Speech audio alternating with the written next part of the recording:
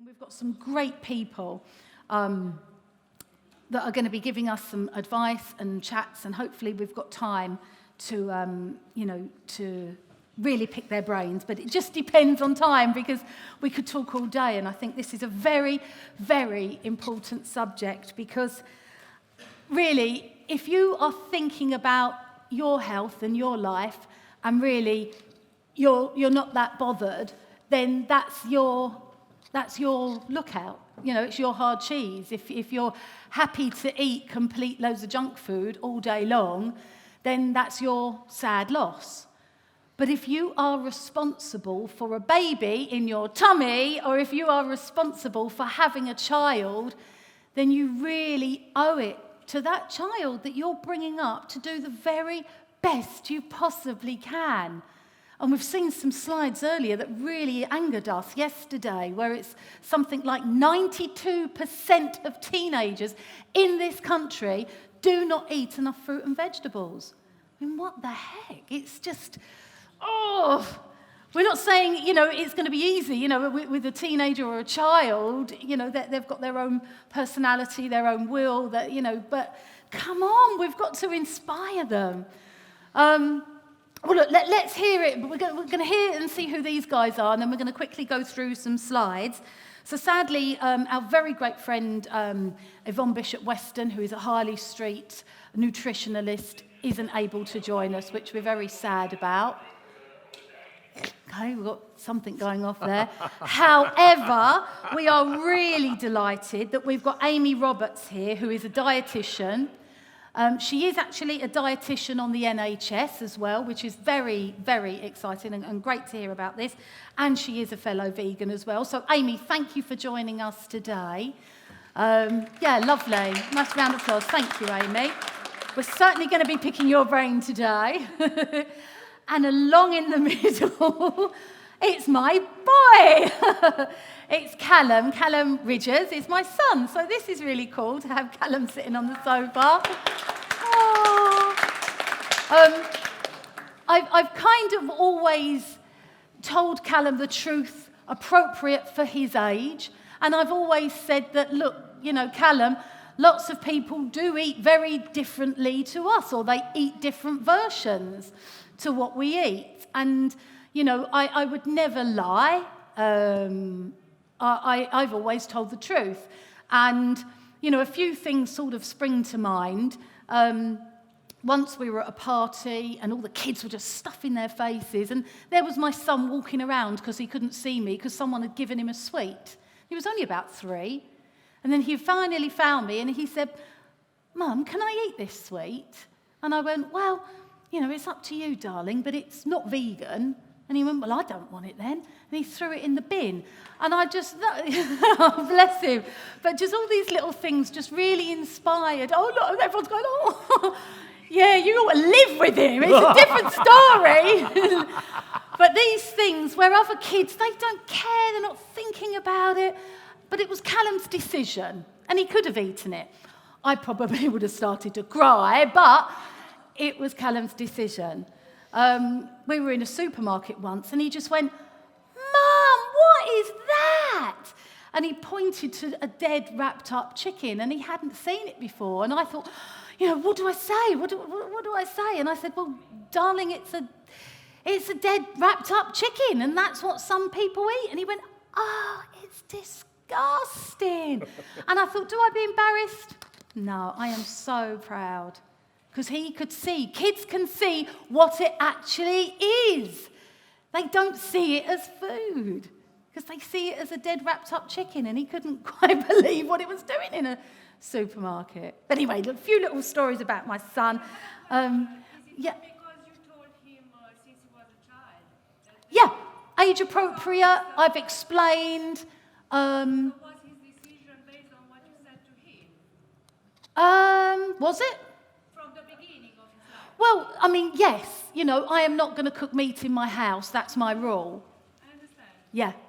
So I think it's an influence, but it's telling the truth.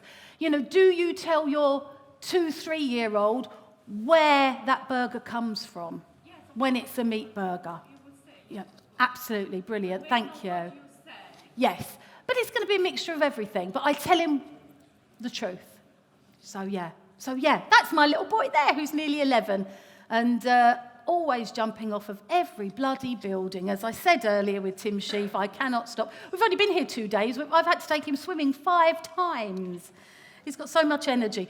Let's go on as well, because we've got lovely Anna Davies, who helps run Team VGN. When I heard about these guys quite a few years ago, I was blown away, and they've gone from strength to strength. They're all volunteers, they're students, they work together, or they work full-time, and they really want to, show, obviously, vegans, vegetarian teenagers that they're not alone. And there is something for them. So really pleased to have these guys. So, yay! Let's have a woo! So, Tim, let's go through these together then. So we've got a bit wordy, so everyone can have a word. So really, I think it's just summarising that a well-planned vegan diet is appropriate for all ages of your life. Probably notice too that this is, your British Dietetic Association. Absolutely. There are American dietetic associations. I believe when the World Health Organization put out information, I don't know, a year or 2 back, that meat, processed meat especially, is carcinogenic. That was based on over 1,000 peer-reviewed studies. So when we're looking at these facts, bear in mind this is peer-reviewed science. This isn't, some kind of hodgepodge made-up stuff. This is science, as best as we know it. This is science. I think it's fair to say that now every single major body of food and diet-related advice has given the vegan diet a clean bill of health. I don't think there's a single professional group out there of any credibility that is questioning the vegan diet.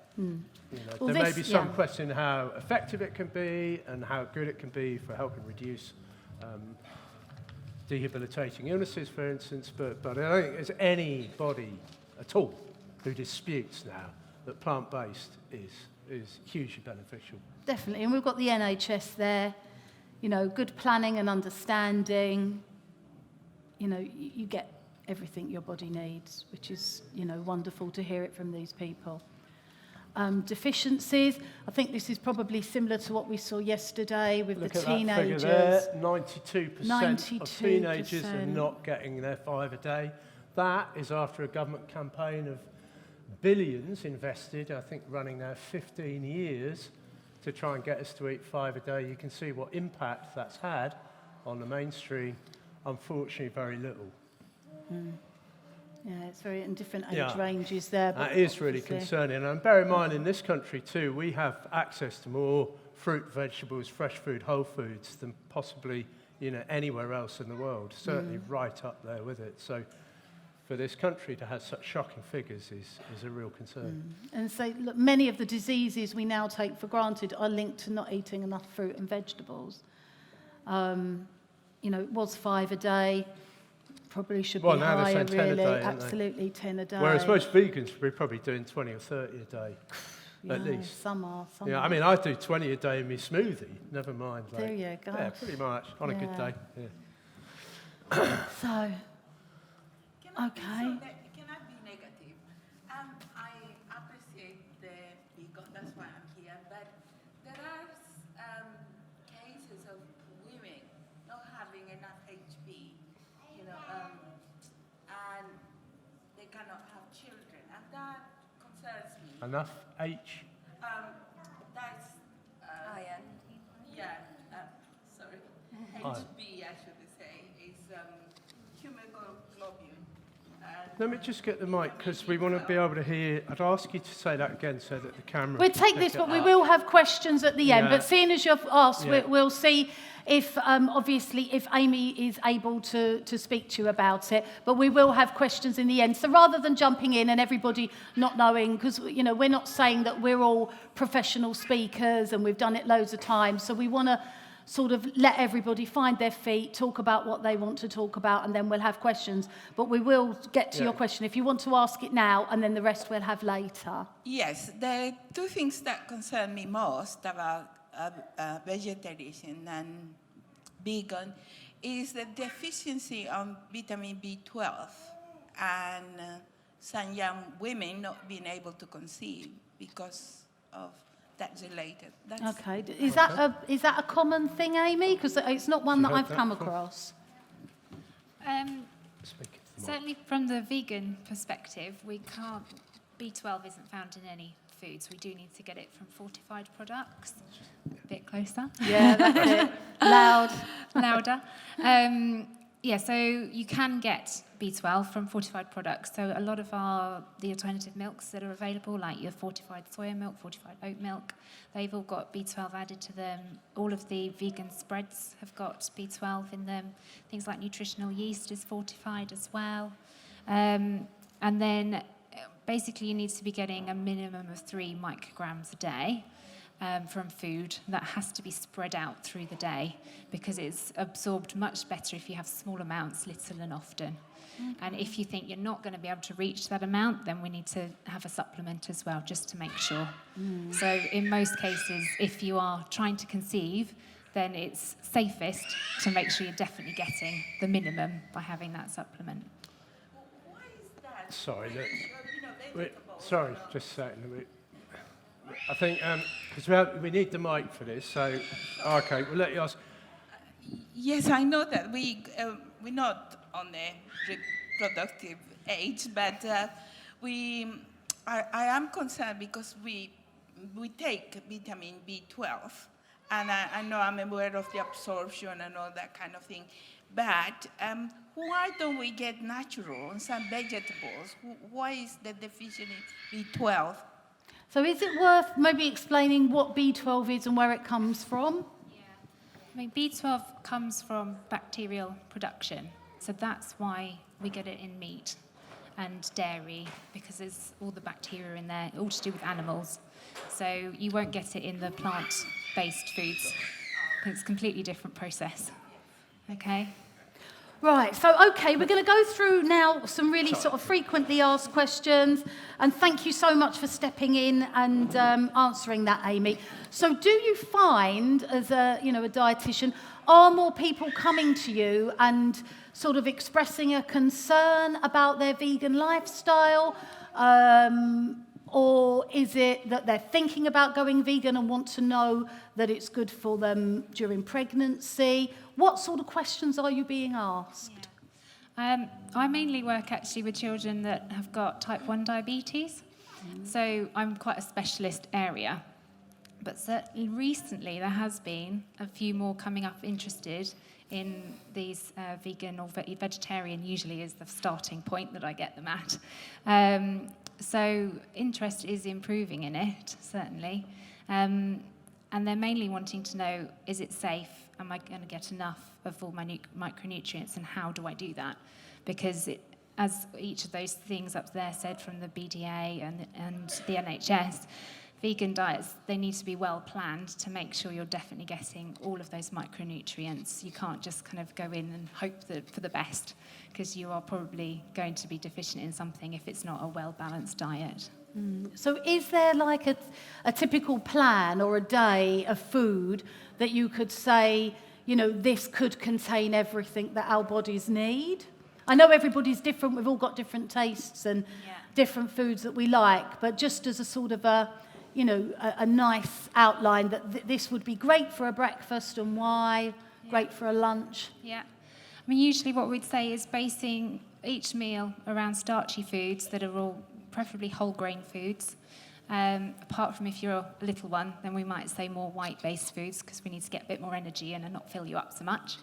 And then we need to make sure we've got protein, a good source of protein, and a variety of sources of protein. And what would that be? So that would be all your beans, your lentils, chickpeas, tofu, things like your soya and your soya milks. Quinoa has quite a good amount, better than your rice and your pasta.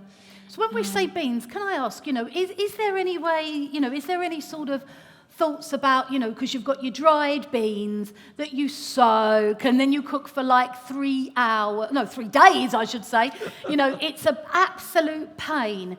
Is that going to be better, though, than here's the organic pack that I've just bought out of Tesco's, and all I do is rip it open and eat it. Is one better than the other for my child or for me wanting to, make sure I'm healthy enough to have a baby? Yeah. As far as I don't actually know the answer whether there's a difference. Yeah. Nutritionally wise, they've all got the protein in. Yeah. If you can do sprouted beans as well. Yeah, which is going to be the best, isn't it, really? Increases the zinc content in there, which is also important. But otherwise, I'm not sure of the exact differences. Okay. But usually, vegan diet in general, because you have got to plan it so much, sometimes when you're starting off, going for the easiest option of a tin of chickpeas is the best way to get you started. Easy. So what would you suggest as a good breakfast? And why? What would we need to contain in that breakfast? So I find quite a good breakfast is something like a smoothie. So you can make sure you've got your protein in there by putting in some golden linseeds. And you could add some pumpkin seeds as well. So then you've got the golden linseeds, they're omega-3. Pumpkin seeds have got lots of iron, lots of protein in them. And then about half and half your vegetables and your fruit. Vegetables, if you can keep them nice dark green, leafy type vegetables, they've got lots more iron in them. And then using a fortified milk, plant-based milk as well, so that you've got all of the B12 in there. So that do you think the fruit hides the tastes of the green stuff then? Yeah, because it's 50-50. The sweetness of the fruit covers up the flavours of the vegetables. So is that good for, us as, potential mums, as well as our kids? Certainly as mums, it's a good way of getting lots of your micronutrients packed in there. For kids, we don't necessarily want to fill them up too much with these foods, so it's maybe keeping the portion size small, and then maybe having something like some porridge with some extra nuts all sprinkled on there to make it slightly more energy dense, because they need a lot more fat and protein for their growing. Okay. And if they do have a bit too much fibre, then that can reduce their appetites, and that means they don't quite get enough energy. Okay. So as the potential mum that, wants to do the best she can for herself because she's looking to have a baby, what does she need to do? What's her best steps to make herself as healthy as she possibly can? I'd say it's planning. So first of all, get your vegan diet, the basics, all down, and then you're thinking about the specific micronutrients you need for pregnancy. So like every woman, we need to have our folic acid before pregnancy and then 12 weeks into pregnancy. So that's to prevent neural tube defects. Must be getting your B12, because that's all to do with baby's brain development. And more importantly is your omega-3. There's the EPA, DHA, omega-3, which we can't get from a vegan diet, but it is made in our bodies. So we have to have what's called alpha-linolenic acid, or ALA, and that is converted into the other form of omega-3 that our body needs. And that's all really important for the baby's eye development, their brain development, and their nervous system. And it is recommended that from a vegan perspective, you need double that amount of a general diet, because we're not getting the EPA, DHA.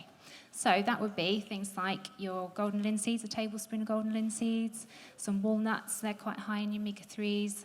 You use your vegetable oil in your cooking, and then your hemp and chia seeds are also quite high in those. Okay, that's brilliant. It's important to note they should be raw fats, though, shouldn't they? Sorry? Those fats there, they should be kept raw, because the omega-3s are sensitive to heat and light and oxygen. Yeah. So it's important to have very fresh supplies, things like raw hemp seed, raw chia, the seeds, the nuts also, but they're quite high in fat, and they could be up to 70% fat content.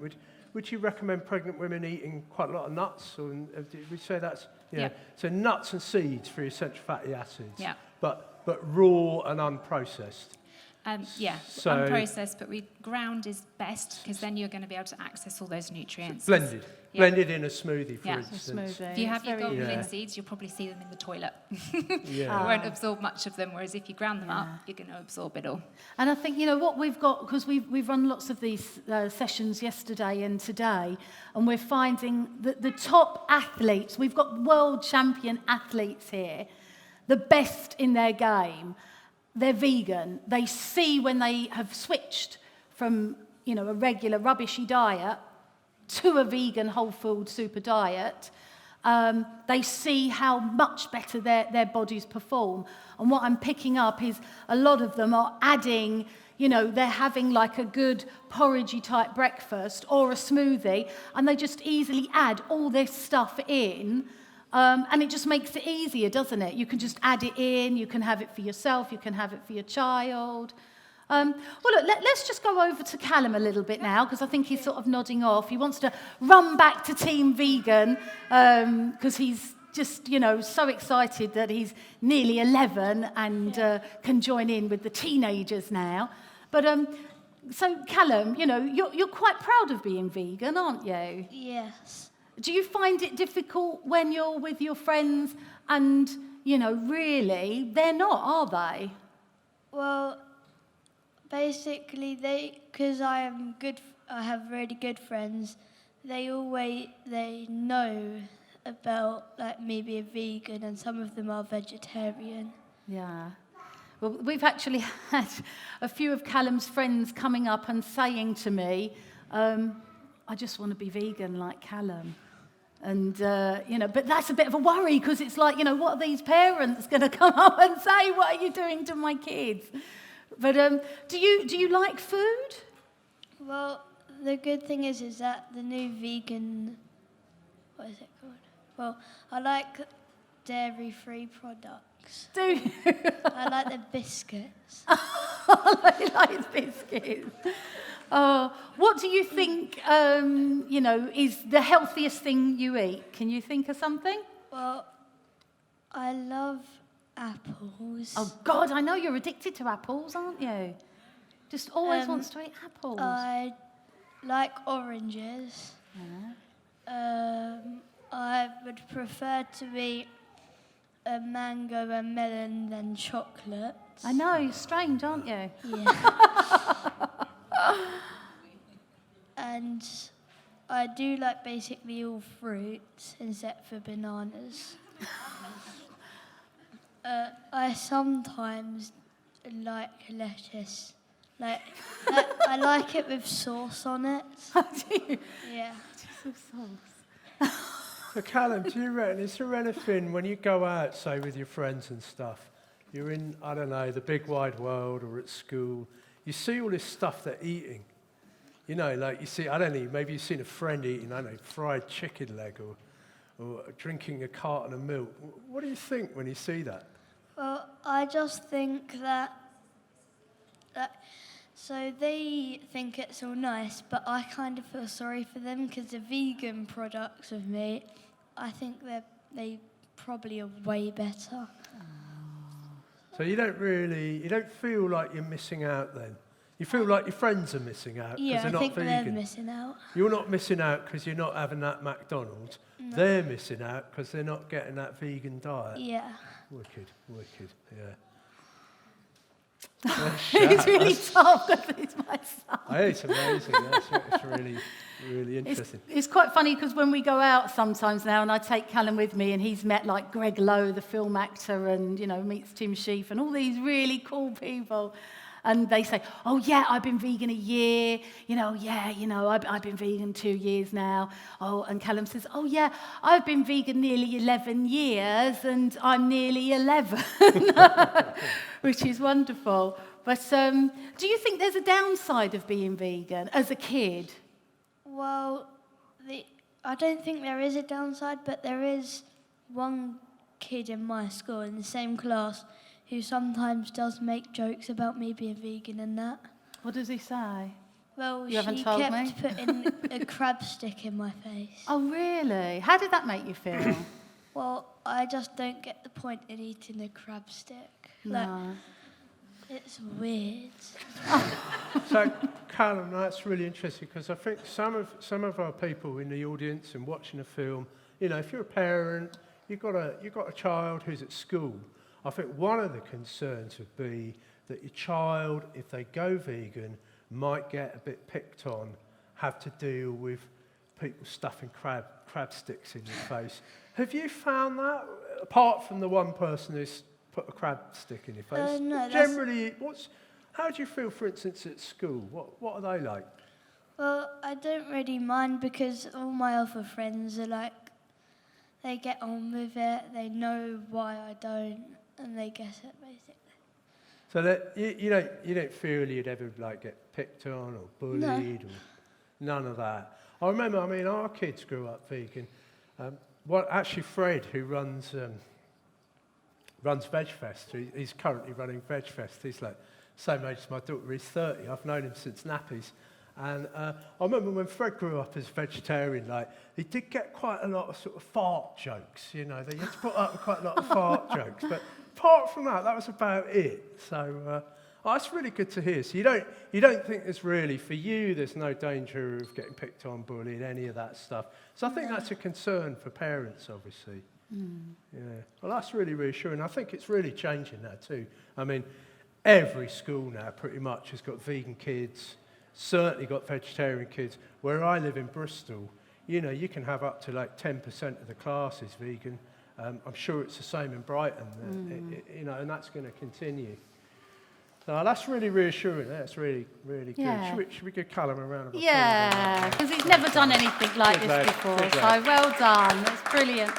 Well, look, let's go over to Anna, because I know we're sort of, could probably speak for about 3 hours, but you part of Team VGN from the beginning. Not from the beginning. Laura Yeah. and Kylie are in You're the out. audience. Yay, Stand up they get. Here's the let's two stand VGN up. finalists. Well done. Woo! They started Team VGN, Yeah. and I knew Laura before she turned vegan.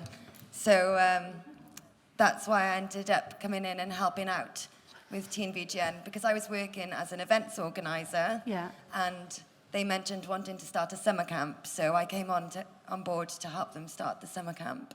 Fantastic. Which was amazing. I went to some camp last year as a guest. Yeah. Yeah, it was And superb. Pig Freud came. Huh? And Pig Freud. And Pig Freud, yeah, the pig came with him, yeah. So, you started this, guys, obviously, because, you knew that there wasn't really support for the younger vegan. There really wasn't anything going. So you use social media very wisely to get your message out there, because social media is, a lot of these younger kids, they're just completely growing up with social media. They don't know a life without it, Absolutely. I turned vegan around the same time as I got Facebook, and Yes. it's probably because of that, finding out more. I'd amazing. been vegetarian since I was in school from seeing a video. Yes. And when Facebook came around, then that's when you kind of learn more. I'd never heard of vegans before, and I didn't know why anyone wouldn't think vegetarianism was enough. Yeah. But social media is so important for information sharing, Gotcha, and yeah. especially with the younger generation, it really is brilliant to spread messages. And the main reason we use it is to connect young people. Yeah. Because, like Callum was saying, you said you're the only vegan in your school, didn't you? Yeah. There's a few vegetarians, but we try and provide a platform for people to meet others with the same ethics of them at the same That's age, brilliant. so that you don't feel so alone. You can talk Yeah. about the same kind of problems you've come across. You can put your heads together and figure out how to get your parents to come around or your friends to come around to the idea of it and stuff, and just really work together so That's that you're not on your own. fantastic. So obviously, when you guys first started, you didn't really have any members. So No. have you seen it increase Absolutely, over How many yeah. years has it been now? 4 years? 4. I was going to say, I think 4 it's years. 4 It was our years. birthday last week. Yay! Happy birthday!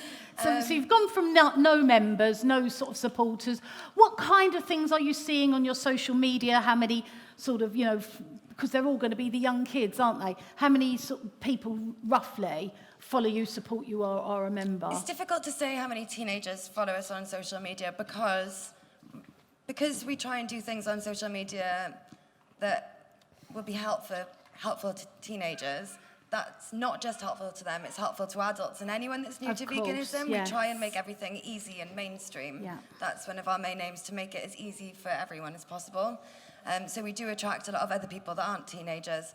But just over the last few years, we did our first summer camp 2 years ago, and we had 32 spaces. The next year, then, we had to over double in size because we just had too much demand that we couldn't keep up with. So just in 1 year, the increase in the amount of vegan teenagers that kind of want to get together and want to be involved has been massive. Anna, when I went vegetarian a long time ago, when I was 18, part of my main reason to go vegetarian actually was just basically to piss my mum and dad off. I was rebelling against I'm sure everything. my parents think that I did the same. Yeah, I thought this is great. This will confuse them. Fortunately, my mum and dad, bless them, they were really, really accommodating. They were lovely folks, so they kind of went with their youngest son's strange desires. But they were quite concerned. Do you see quite a lot? Do you think, your teenagers in your group, do they see quite a lot of pushback from their parents? Yeah, a lot of the questions that we get from teenagers, whether they contact us by email or on social media, or even if it's just in camp or at events like this, a lot of the problems are What's the biggest worry that parents have for their teenagers that you see? We've actually just done a survey on this, and we've done one survey for parents of teenagers who have transitioned to veganism to kind of see what they think about it. And we've done another survey, kind of mirroring it from the teenagers' perspective. And most of the parents said they were worried about the social aspect of it. Social Wow. aspect, right, yeah. Gosh, And what we were talking about earlier about possibly. Yeah, and coming up to a close second was the nutrition. But we protein, also asked whether their children were able to provide them enough information to kind of put them at ease about it. And I think about 90% of people said that their child was able to, alleviate their concerns about it. That's fantastic to hear. But isn't it absolutely ironic that 92% of teenagers don't eat enough healthy stuff? But the minute they go, Mum, Dad, I'm thinking about my choices, I'm thinking about my lifestyle, and then the parents are worried. I think it's absolutely crazy. Yeah, I think it was Yvonne that was supposed to be here today. I think she shared those statistics with us at the time it came out a while ago. So then we put something out on our Twitter asking everyone, all the teenagers to follow us, asking them whether they had 0 to 1 of their 5 a day, 5 to 10, or 10 plus. And there were so many of them that had 10 plus. Really? And that's unheard of in non-vegan kids. Absolutely unheard of. Amazing. So are the teenagers, they're going vegan, and I imagine they're going vegan because of animal welfare. I've just got a feeling that's going to be... What's the main reason? It's animal welfare. In the teenagers that we connect with, it's animal welfare. So are they then, after that, concerned and interested with the health aspect as well? I think it's the same for all of us. I think no matter the reason why you turned vegan in the first place, then you see the benefits of it across the board. So I turned vegan because of animals, but now I'm edging more to eating raw vegan foods and stuff because I can see the health benefits of it, and you can see the environmental factors. So you get involved in all of it, and just it helps you be able to speak to anybody else about it as well when you realize the benefits across the board, because I might meet somebody who's interested in veganism because of the environment. So, you'll be able to tell them that there are benefits for that reason, and it's not that we won't just be able to talk about it because we're not both vegan for the animals. Yeah. No, that's great.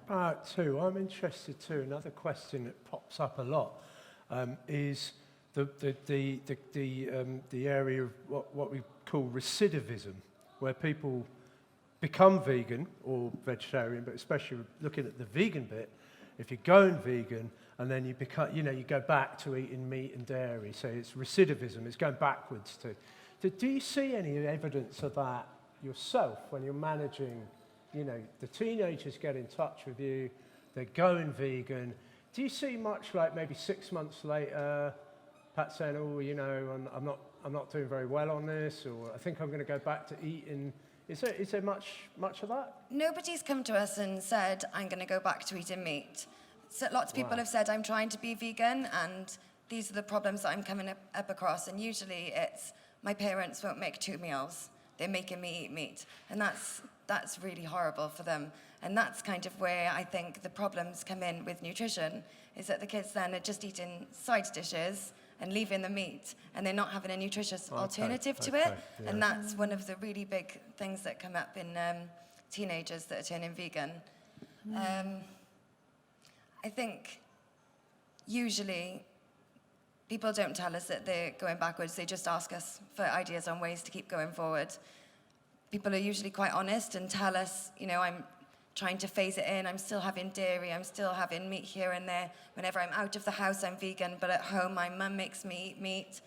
And we It's just like help the them. opposite, isn't it, of an adult? Because some Yeah. people say, you know, for whatever reason, oh, I'm vegan at home, but when I go out, you know, Yeah, absolutely. crazy. But then it's like the opposite for the teenager, isn't it? It is, yeah. It's really sad. It is, and you know, they're doing the best that they can in the situation Yeah. that they're in, and they come to us for advice, and we're just really trying to help them overcome these things. And a lot of the teenagers that we surveyed recently, their family members have also started making changes, even though they were resistant at the start.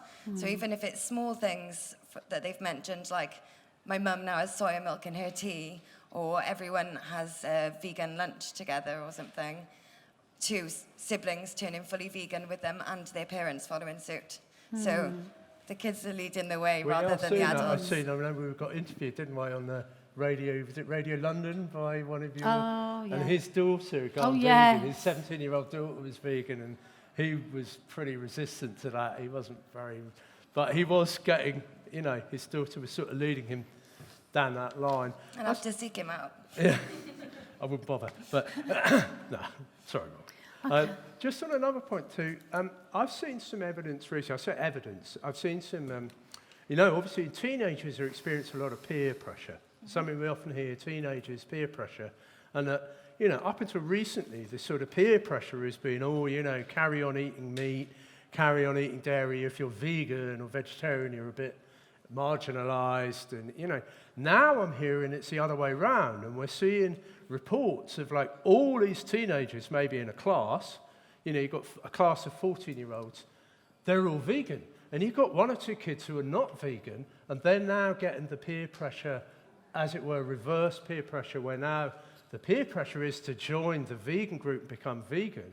And, it, you know, there's actually sort of seems to be appearing now kids who are not vegan who are feeling marginalised and a bit excluded. Have you seen any of that? Is that... No, that's really good to hear, but I'm from a small town in South Wales, so it's not as advanced as Bristol. So no, I haven't heard of that. But I've heard it around sounds here, brilliant. actually, in Brighton. I mean, not in Bristol so much, but in Brighton there's now sort of, you know, the majority of, the, you know, the group is vegan, and it's very much based on animal treatment, of using animals and the way animals are treated, and it's forbidden now, you know. It's like, how could you possibly do that to another animal? And it seems this great realization of waking up, and we've got now even literally 3-year-olds turning around and telling their parents, I'm not eating that, you know. Yeah. Sorry, you know. I think that's incredible. I think that's really interesting dynamic. It is, and I think that's the value of social media and information sharing as well, because these teenagers really can see where their food is coming from, and they can find out facts for themselves rather than relying on their parents or their teachers who have probably been meat eaters all their lives and just want to keep the social norm. Yeah. So it's great that the kids can find out the information for themselves and act in line with their own morals. Brilliant. Okay. Well, look, we've really run over. I just want to, in a nutshell, what can someone take away, Amy, that's going to be great for their health, whether they're thinking of having a baby or they've had a baby or they're thinking about their child? What is that one thing we need to think about as a vegan? I know that's a toughie.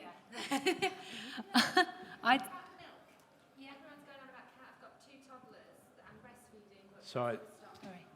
I think we might chat afterwards because Yeah. we've really overrun. So we'll chat afterwards. So we'll stick with that. Yeah, these guys are here, but we're really concerned that everyone wants to go off and eat and, you know, have a pee break. So yeah, what's that in a nutshell? In a nutshell, I'd say just variety, because Lovely. everything, all the different colours of the fruit and vegetables, everything Yeah. has different things in, and that's how you're going to get your So variety. it's Eat Tim a Sheaf, rainbow. yeah, Tim Eat Sheaf a said rainbow, earlier, yeah. eat a rainbow. I love that. Callum, for veggie kids out there, vegan kids out there, is there one thing, I know that's a bit, you know, throwing you in at the deep end, but is there one thing that you would like to share as a vegan kid? Well, if your friends don't understand or they do make fun of you, just think you're above them and you have a better life, better food, and better health. Happy days, mate.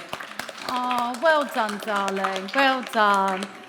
Anything you want to add in for that teenager that's, you know... Yeah, absolutely. It's so good that you're so strong-willed and you can really see the value of the way that you're living your life opposed to the way that they are. It's brilliant to see, and it's lovely to meet you and to be able to hopefully see you come to our camps and see you at more teen zones and stuff. It would be brilliant. So thank you. It's really inspiring for everyone. Oh, thank you. No, that's lovely. We could talk all day. I hope you've really enjoyed listening to these lovely people, and they can be available just for a little chat.